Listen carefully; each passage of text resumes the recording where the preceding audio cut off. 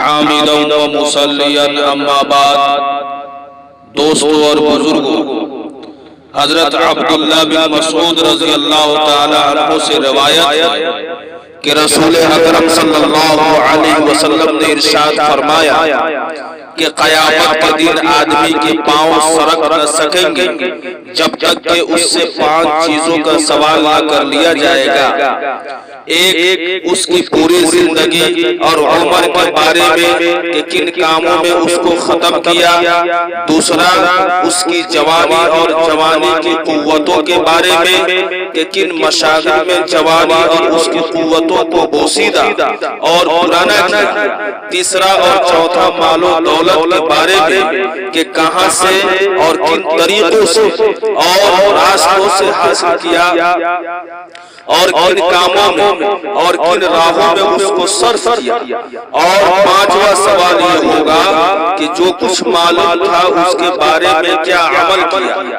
دوستو اور بزرگوں، رسول اکرم صلی اللہ علیہ وسلم نے اس حدیث میں دنیا کی بے ثباتی اور اخروی زندگی کی اہمیت، قیامت کے دن خدا کے سامنے پیشی اور اعمال کے جزا و سزا کو دلوں میں اتارنے کی کوشش فرمائی۔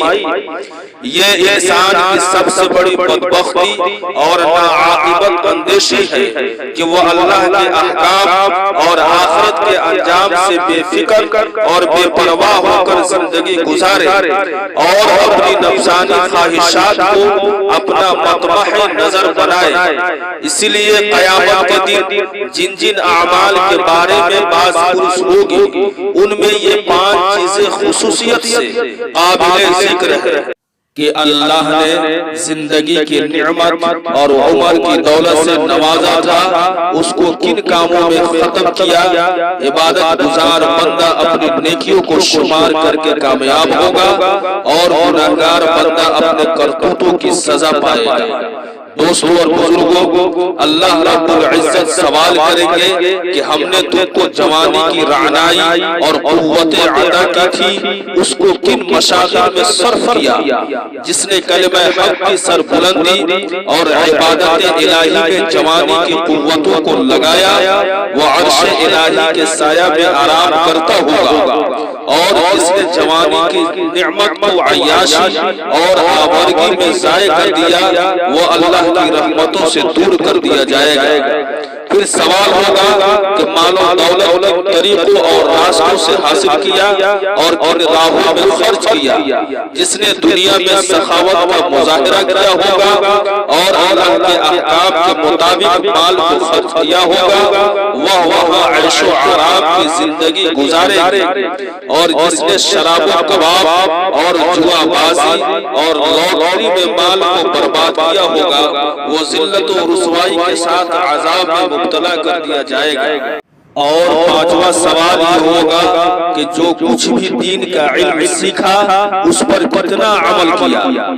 اب ہر شخص اپنی زندگی، اپنی جوانی، اپنے آمد و خرچ اور اپنے علم و عمل کے بارے میں بارگاہ خداوندی میں پیشی سے پہلے دنیا میں ہی محاسبہ کر لے تاکہ قیامت کے دن کی ذلت و رسوائی سے بچ سکے۔